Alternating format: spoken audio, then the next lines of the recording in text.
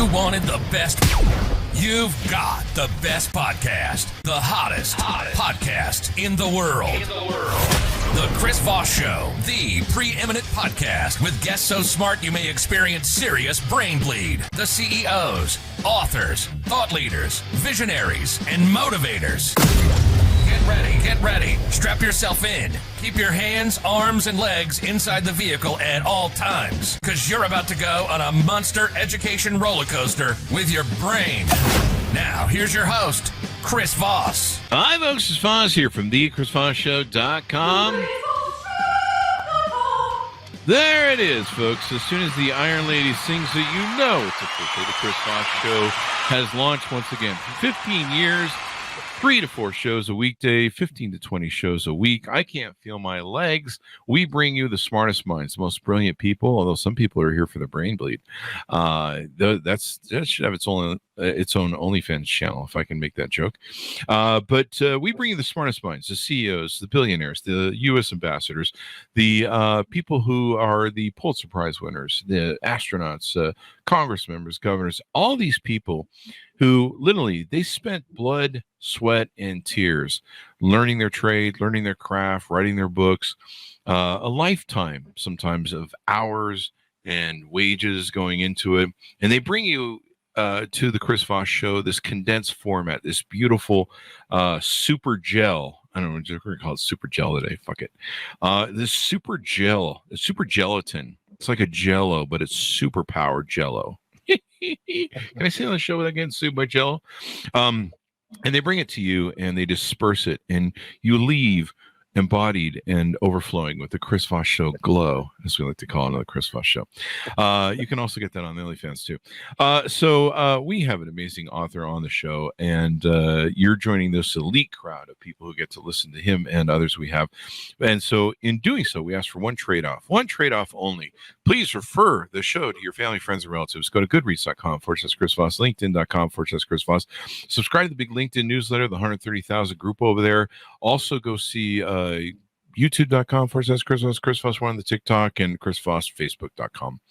He is the hottest new author to come out with his book called Be a Killer, Overcoming Your Everyday Goliaths by Ed Norwood. He joins us on the show and is going to be talking to us about all the things that went into it and how you too, me, can be a giant killer.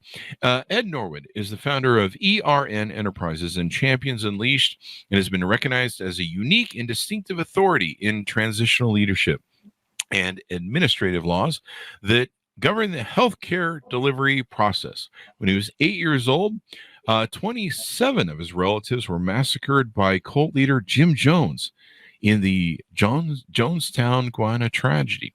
The fame of his family's history shattered his life until he discovered the lessons revealed in his book, Be a Giant Killer, a searing expose of how our history can influence our legacy. He does hundreds of media interviews and lectures worldwide, focusing on leadership, development, branding, storytelling, and the lessons of the Jonestown tragedy, and healthcare advocacy as well. Multifaceted with a creative ability to inspire his audience, he combines his business influence with expertise, with a passion for ministry to help people flow in their dreams and transform the next generation. Welcome to the show, Ed. How are you? Hey, Chris. I'm fine. I'm great. It's raining here in California. I know that you're not experiencing rain, but my eyes are tearing up because you're so hilarious. I didn't bring a handkerchief to just deal with the fact that I'm crying, laughing over here at times. So I'm going to try to get through this interview the best way I can. There you go. Well, a lot of people cry when they listen to the show. They're just like, why did he do that joke? So there you go. Give me your .com, sir, so people can find you on the interwebs. They could find me on Instagram. I'm on Instagram, champions_bites. They can find me on LinkedIn as well, Twitter and Facebook. And of course, my website is ednorwood.com. There you go, ednorwood.com. So give us a 30,000 overview of what's inside the book, please. You know, I wrote Be a Giant Killer because I believe that every giant we don't defeat grows into the next generation. And the things that are left unresolved from our past or childhood, the trauma, the shame, the fear, the crazy, the dysfunction, can be carried from adulthood and carried into our adulthood and passed to our children or the people that we lead. And so I use my personal story to illustrate how bad family history, the wrong leadership, and shame can be fatal to our dreams and relationship. And I just simply expose giants, things that are related to us, things that silence the little boy and little girl inside of us from speaking, things rooted not just in bad family history, but also patterns and habits that have been passed down, and passed down to the next generation. Yeah. And how to achieve your goals, how to achieve being a giant killer and not be, I suppose, fearless, or how to be fearless, I suppose. Yes. And I kind of, for this, because I know that you were a former hostage negotiator. Wrong, Chris Voss. It's the other Chris Voss. I'm the guy with the big podcast. So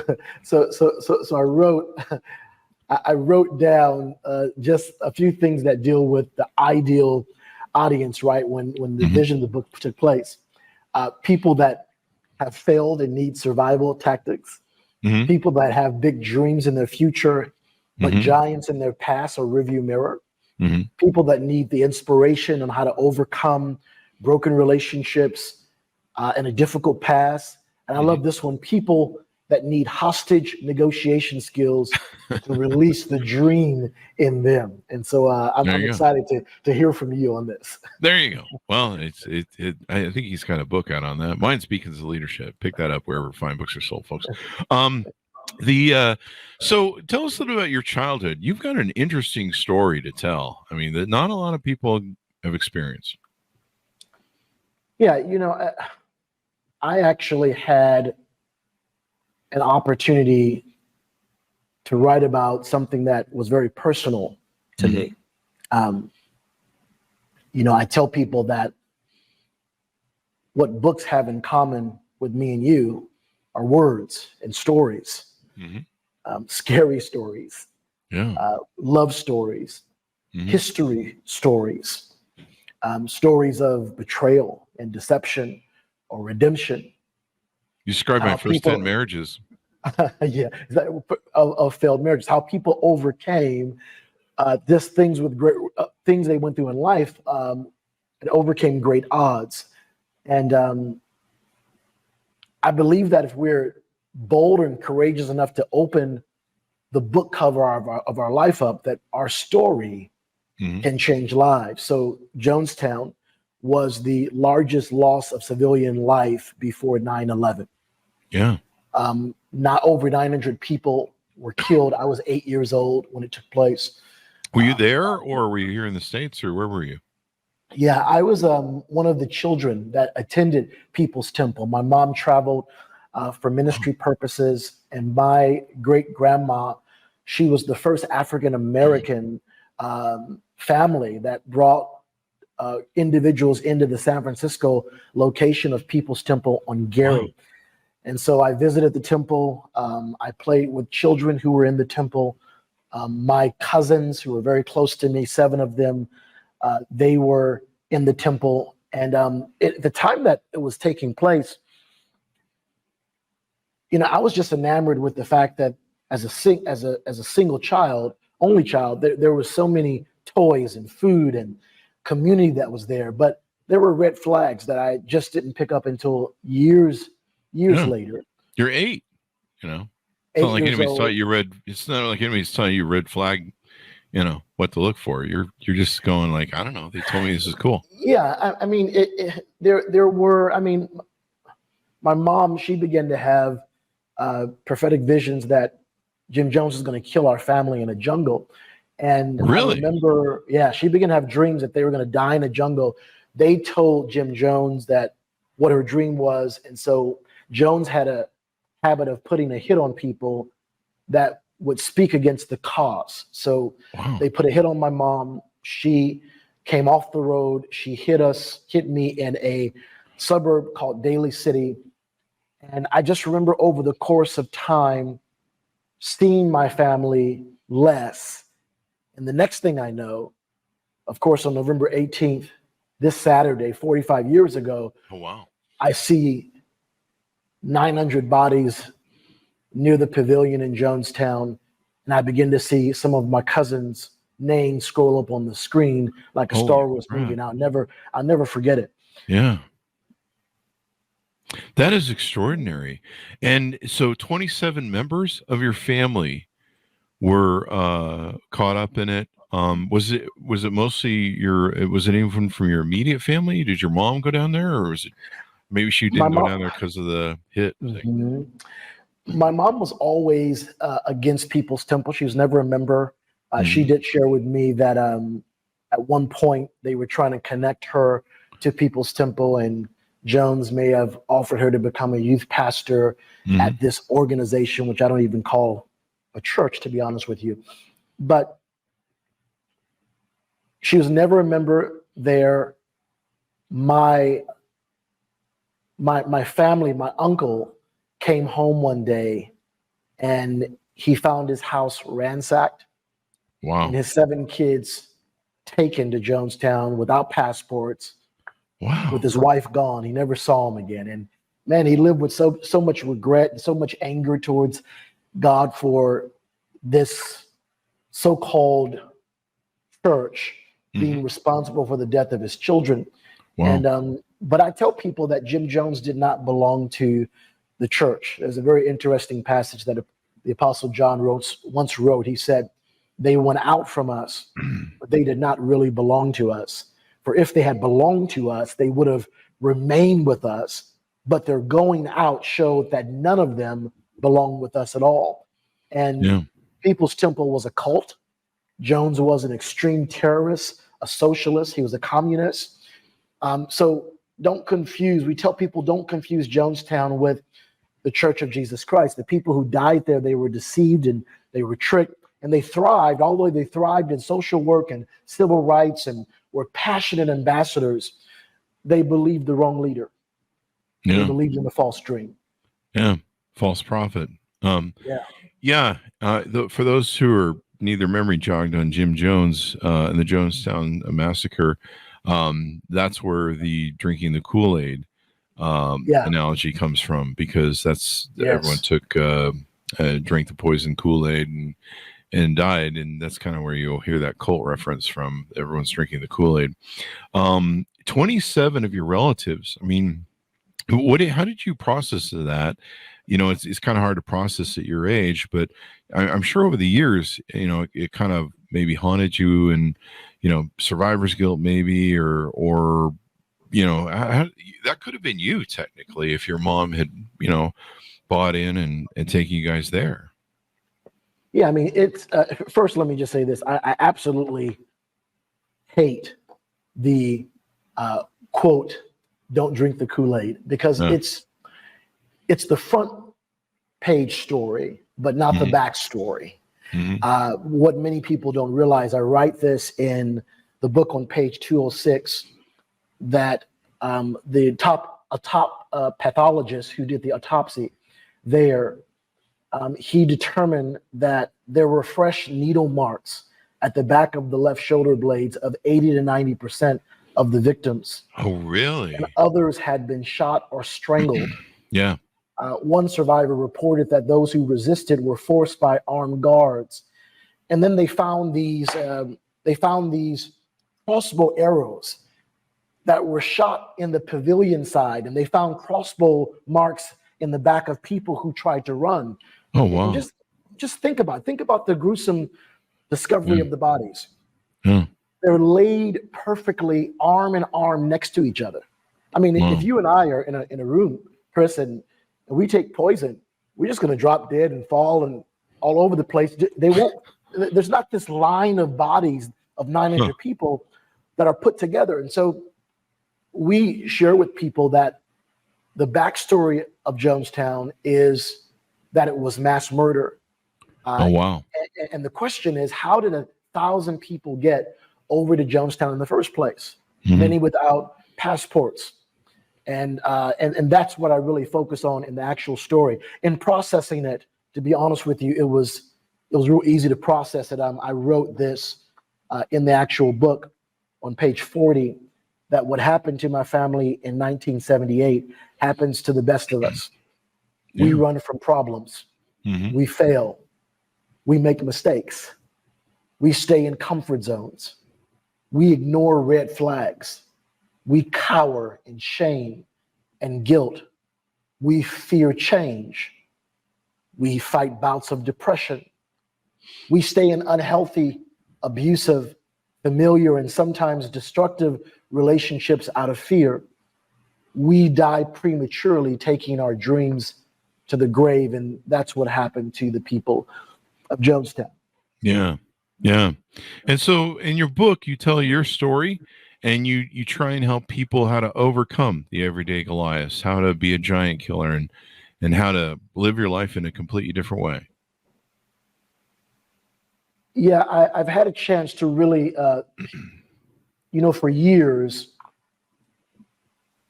I have lived in a bit of shame over what took place in Jonestown.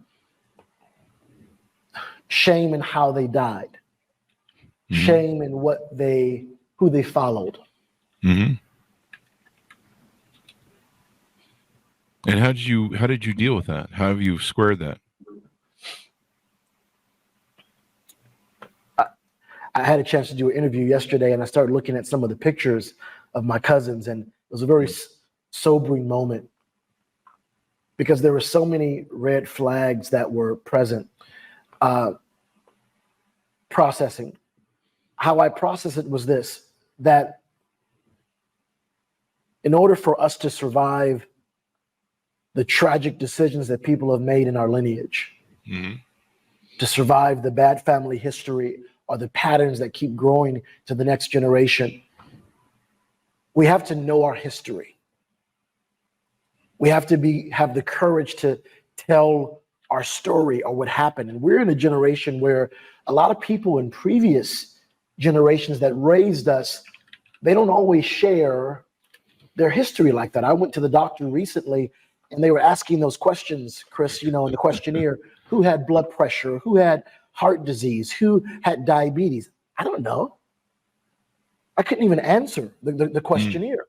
And it started making me realize that they're asking that question for a reason, because there are things in our lineage that have the ability to affect us today because it's in our bloodline. Oh, yeah. And not just health conditions or diseases, but bad habits, things that hang on our family tree that we really pose as harmless, or we state are harmless, but really have an impact today on how we love, how we resolve conflict, how we forgive, how we remain in marriage, or how we come out of marriage. And so really how I processed everything was developing the courage to begin to tell my story. Because as men, we can feel we're bulletproof. We can feel as if we're insulated from the things that have taken place, and we will try to build a business over the pain or outdo the pain in the gym. But I've learned that the things that we bury in life, we subconsciously carry to other relationships. That's very true. Yeah, that's very true.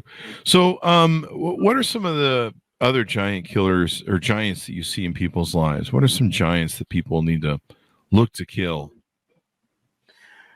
I identify in the actual book about 7 giants, and one of the bigger ones, and I deal with things like fear and dissatisfaction, addiction, shame, laziness, procrastination. But one of the big ones that I really address because of the story of Jonestown is family history. So I'm doing memorial services. I'm doing interviews for years. I'm in business. I've been blessed with a prosperous business, but I rarely would bring up what happened at Jonestown in those circles because of the shame connected to the story. And I go to this men's conference, Chris, and the facilitator at the conference, he challenges us as men to write our story and tell our story to our wives. And they say this because her story or your story is her story. She is living the things that you've untold in your life every single day. Mm-hmm. So they challenge us, write your entire story from beginning to the end and tell it to her. And then they asked us, write down at least 10 things that you wish you would have heard from people in life. And I'm looking at them, Chris, and 9 of the 10 things that I wrote were from my dad. Now, my dad was never around me, by the way, never around me. The only recollection I have of him is him telling me he's going to come and buy me a coat in San Francisco when I'm about maybe 6 or 7. Mm-hmm. So I get ready. Back then, you might remember this. Some other listeners may not. They had bomber jackets with the hood, with the fur. I was excited about a bomber jacket. He picks me up. He takes me to the liquor store 2 blocks down the street, and he buys me a Coke. I thought. Oh, so it was a Coke instead of a Coke. I thought he said coat. He said Coke. Well, you know, they're still great, wonderful gifts, I guess. Well, I guess they still bring a smile, right? Coke and a smile. But that was the only recollection I have of him. Wow. So I'm there and I'm writing these items down, Chris. Mm-hmm. And 9 of the 10 things are from a guy, from my dad, who was never in my life. Things like, that was a great game, son. Yeah. Did you ever hear that from him? I never heard these things from him. So I began to write down the things I wish I'd heard from him. Great game, son. How was school today? I'm sorry I wasn't there for you. You matter. What do you want to study in college? And I'm writing these items, and it just amazed me that he had that impact on me. And I asked my mom, I started asking hard questions. Hey, Mom, why didn't you and Dad work out? And she tells me, yeah, he would make promises to come and pick you up, and you'd put your coat on, you'd be ready. And when he wouldn't show up, you would burst in tears. And I'm sitting there, Chris, I'm 40 years old, and I start crying uncontrollably. Oh, and wow. it's as if I had placed all of that experience into a box and locked it up. Yeah. And you've been carrying it for 40 years, 30, 40 years. Yeah. And I begin to think to myself, I've got 3 kids. If his inaction can impact me and cause me to carry things from childhood into adulthood, how much more can my actions to my kids cause them to carry unresolved hurt and trauma from childhood into their adulthood? Wow. I can no longer make excuses such as, well, I did the best that I could. That is powerful, dude. That just hit me like a ton of bricks, man. That is powerful to think about. So now I'm in a place where I'm starting to think, okay, what have I said? What have I done? Oh. And I start excavating unresolved things in their life and saying things like, hey, son, when you were 14 and this happened and I made you confront your coach and your team and embarrassed you, I was prideful. I was angry. I'm so sorry. Will you ever forgive me for that? My daughter ran track and she's running track and it's just her and the other girl. She's right. It's like a photo finish, Chris. And she starts slowing down and limping. And like an idiot, I'm on the sideline. Push, you're fine. And she comes off of that race, she loses, and she's limping back to the car. And I said to her, you were fine, nothing was wrong with you. You could have won the race. Start thinking to myself, years later, she may never remember who won that race, but she'll never forget how I made her feel that day. What's that old line? People will always remember how you make them feel. Yeah. And often I look back at my life and I see that, man, I was a great encourager. Hey, that was a bad game. We'll pick it up tomorrow. You're going to be great tomorrow. You're going to be awesome. You're going to exceed expectations. I was a great encourager with my kids, but I was a poor comforter with him. And sometimes it's not so much recognizing their deeds. I kind of experienced some of the things you talked about with my father. We didn't always have a great relationship. And I remember the first time I heard him say it, I can remember it at the exact moment. I can see everything around it. Was the first time, and I was about 30. I think I was in my 30s or 28 to 32, somewhere in there. And he said to me that he was proud of me. It's the first time in my life that he'd ever said he was proud of me. And we'd never gotten along up until then, so he wasn't very proud of me, evidently.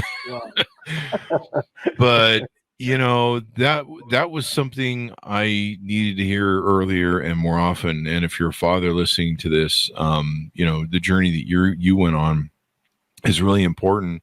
To tell our kids, basically what you're trying to say to them is, I don't care how well you did in the race. I don't care if you weren't first. I value you. Absolutely. And you as a person. Like, I don't value you based upon, how good your grades are or whatever. Yeah. I value you. You are my son or my daughter. Yeah. And I think more people need to have that conversation. It gets lost somewhere in the minutia. So powerful. I was talking to a young man who I mentor. I coached him in basketball, and he was telling me recently that him and my son have struggled with the same thing over the course of years. And that is, me and his dad were so hard on them that they often felt they were never enough. Wow. They often felt that, and I'm sitting here hitting myself because I took my son to a basketball tournament at 17, and I remember in the tournament just being really hard on him.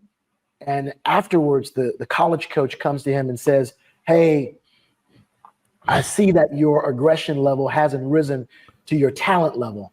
And after the practice or after the camp, I'm telling him, "See, I told you, you've got the talent, but you don't have the aggression, and you've got to do X and you have to do this." And years later, maybe about 5 years ago, I find the video, Chris, of this camp. Oh, wow. And he is bawling. I mean, he is all over the place. And I'm talking to this young man that I mentor, sharing with him. I was so fixated at everything that he wasn't doing. I wasn't seeing what he was doing. There you go. And, experts say that 80 to 90% of how we observe things in life occurs by the age of 5 or 6. So since 5 or 6, you and me and our children, they've just been observing and watching and watching and watching. And our history shapes our relationships, how we respond to people, places, reactions, and things. And so I think it's so important to have difficult conversations with loved ones to resolve some of those things that we carry in life.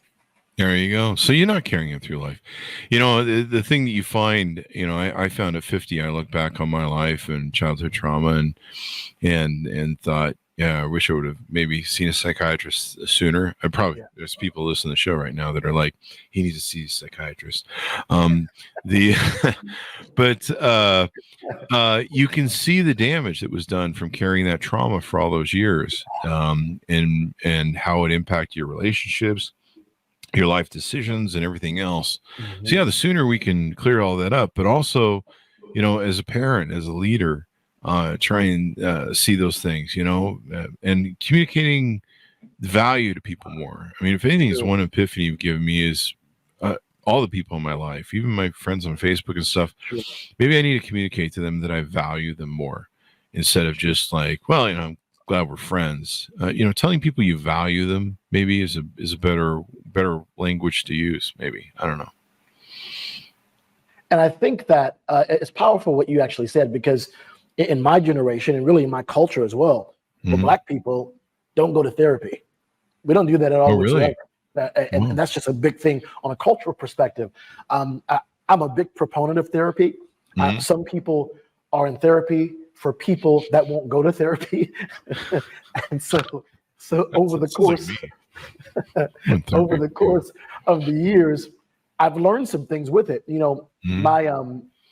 My dad has never told me happy birthday before. Wow. And, he called me couple of years ago. It was my birthday. He didn't even know it was my birthday. He says, hey, how are you doing? And I said, oh, well, it's my birthday, and then my family took me out for my birthday, and I just got home. He said, okay, we'll give you a call back. Doesn't say anything. He's quiet. As the years go by, now I'm getting irritated. I'm 50-something years old. I've got a beautiful wife, beautiful kids, great business. I'm extremely blessed. But I'm at a place where I need to hear him say, happy birthday. So I'm noticing on Facebook, he sees the people who are saying happy birthday and posting on my page, and he says nothing. So I say, hey, Dad, can you tell me why you've never wished me happy birthday? Silence, Chris. Crickets. Nothing. So I say, hey, Dad, just want to follow up to that message above. I'm just wondering why you never said happy birthday to me. Crickets. I go see my therapist. My therapist gives me some words to say. So I come back to him and I say, hey, Dad, can you help me understand why you have a problem celebrating the day I was born? Silence. Crickets. Finally, after another attempt, he finally says, okay, well, let's set some time and talk about it. Let's set an appointment in 2 months. Huh. I set the appointment. I forgot about it. To his credit, he came back and said, do you still want to meet? But it was in that moment I thought to myself that you probably forgot about it because you're like, this guy's never coming through. So well, you probably warranted there. And maybe he pushed it ahead, hoping that I might forget. But I think over the course of time, it was hard for a while because earlier I asked him the same question with my mom. Hey, why didn't you and Mom work out? I could have used a father at this age and during this time in my life. And he tells me, Chris, I'm not even sure if I'm your father. I was floored. He had never said that to me in life. And for a period of time, I didn't even know what to call him after he made that statement to him. And so it's odd how the things that we say or we don't say, how they impact us or impact the people that we love, that we lead, that we raise in such a profound way. No, that's powerful, dude. Did you ever resolve that? Did you say, hey, well, why don't we go take a paternity test and figure it all out?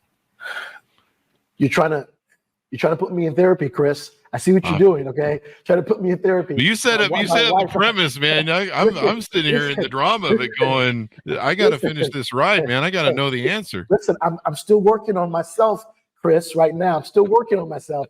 My wife has continued to talk to me about the importance of sitting down with him, doing a paternity test, and in my head, I say to myself, I know he's my father. I've got that nose. I know for a fact, but she's telling me just deal with it because you don't need to carry that any further.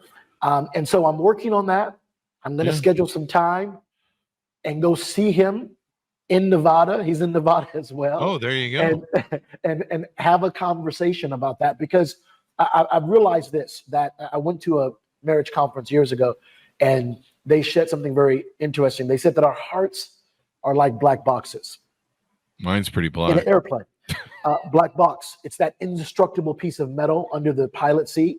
Yeah. That records the events. And it records everything. It records the good. Welcome to United. We'll have a 6-hour flight to the East Coast. We'll serve food in the cabin, put your feet up and enjoy the flight. Yeah. And it observes and it records the bad. Mayday. Mayday. Smoke in the cockpit. And if this plane, Chris, plunges out of the sky and into the ocean and breaks in pieces, there's mass casualties. The government will send divers beyond all the debris to find this little black box because it is indestructible. And it has the ability to withstand catastrophic disaster and still remember. And that's our heart. There you go. So let me ask you this, because I'd love to hear the resolution of this. But, it sounds like your father has some trepidation or some standoffishness because of he's not sure if he's your father. And maybe the thing to do is go to him and say, "Hey, Dad, tell you what, Dad, why don't we figure all this? Let's figure it all out. Let's go take a paternity test, and let's find out. And then maybe we can start either a new journey of father and son, or we can end this one. And then you're just gonna have to call Mari and figure it out with your mom." So you're right. Like I said, I'm still working on myself, Chris. I need to pull myself through it, but I agree with you, because be a giant killer there, Ed. As long as that's happening, that exists as a giant. That's true. That is in my life. That has the ability to shadow and intimidate or impede my progress in life. And one of the things I want to do in 2024 is just that: to take the paternity test, have a conversation, and have the ability to see if maybe we can't get back the years. Yeah. But perhaps we can create a new normal. Yeah. Perhaps we can start having some hard but necessary conversations that will resolve some things that I've kind of carried in my heart for years. Absolutely. Yeah. Plus, you get that damn child support you owe your mom. I'm just kidding. I had to get a joke in there. We're being pretty serious, but it's good stuff. Let's get a squeeze in here for your business and what you do at ERN Enterprises. Let's get some plugs in for this and talk about this, because we could probably go all day, and it's just beautiful stuff you shared today. Thank you. Yes, we've been in business for about 24 years now, and we advocate for medically appropriate healthcare for patients and providers. We challenge HMOs that make negligent utilization decisions or medical necessity decisions to make sure that patients get the care that they need. So we do that through training, through technology, through representation, and through consulting as well. I've spent the last 24 years inspiring people to tell their story, to help them to understand that buried stories are buried treasure. Yeah, that's what I tell my enemies that are buried in the backyard. Do you guys do business across the nation? Are you segmented to a certain area? We are. We're nationwide, so we have provider members in about 30 something states, and we've just had a chance to impact a lot of great people, a lot of great stories. We do pro bono work to help patients who can't afford us get care for themselves. We've had some success taking state agencies to a hearing to ensure that patients get life-saving surgeries. And so the work is incredibly rewarding. I've got a staff of about 20 people here in Costa Mesa who are willing to walk through brick walls on behalf of patients to make sure they get the care they deserve. That is awesome. And Costa Mesa, what a beautiful place too. I should that. And it's so if someone has a family member that's being denied, maybe they need some special cancer treatment or a special drug or something like that, the insurance companies are saying nope, something like that would be an applicable client for you. Yeah, they can reach out to us. We do about 3 to 5 pro bono cases per year. So they can even qualify for a pro bono. The key thing is that they have to have a denial in hand. If they have a denial in hand, we can then challenge it and look to see if there are certain laws that the plan violated when they made that denial. Wow. That's some real attorney stuff there, man. Nailing all the legal language down and things like that. Yeah, we have, I've got an in-house attorney. I've got several JDs and other individuals who are just passionate for the cause. And we had a young boy years ago who had a leg lengthening surgery that was being denied by the state of California, and 2 failed leg lengthening surgeries. And we got him care in Florida through an administrative law judge hearing using a loophole in the law. And so a lot of people don't know what their rights are. And we have a team that can find out if they have a denied service that should have been provided to them. Wow. I'm glad there's this out there. There was a show I watched years ago on, I think it was a Netflix documentary about how the insurance companies are getting away with murder by, they didn't want to pay for a certain patient's care. And, these people paid for insurance all their life. They paid in, and then, they get cancer and the insurance company won't do a procedure or won't do I think it was called Healthcare Inc. or something like that. Got it. And so these people were dying, and then sometimes they would just delay in courts until the people would just die, and then they wouldn't have to deal with it at all. And it was pretty disheartening to see. Yeah, and a lot of people don't realize, even in medical necessity issues like cancer, often the denials that come in are from reviewers or doctors or medical directors that are not competent to make that decision. In other words, they don't have the education, the training, or the expertise.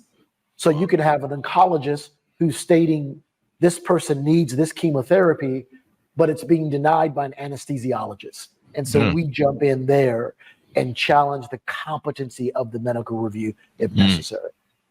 There you go. I've been trying to get my insurance company to pay for my Botox. Can you help me with that? Well, that's elective. So damn it. So those are a little harder because that's elective, and you're choosing to do that. But it's funny. I've seen some cosmetic procedures that are medically necessary these days. So you never know. Will they pay for my frontal lobotomy? I'm gonna just say one. I'm gonna give you my first pro bono case. I got to give it to you. Okay. I'm not sure if it's pro bono, but the guy has skin cancer, and they're doing treatment to take some of the skin cancer or the lesions off of his face, and they're covering it. All of a sudden, they deny it and they state it's cosmetic. And his wife gets involved and says, "I don't know why they're saying it's cosmetic. My husband is ugly. He was ugly when I married him. He's always been ugly. This is medically like my first 10 marriages." Wow. That's a hard thing to take as a husband. What? All this time? That's kind of that's the same reason they deny me on the Botox. They're like, you're ugly. Like you can't, there's no help for you. Give up. That's why I have a beard, because I've been trying to hide the ugly. So.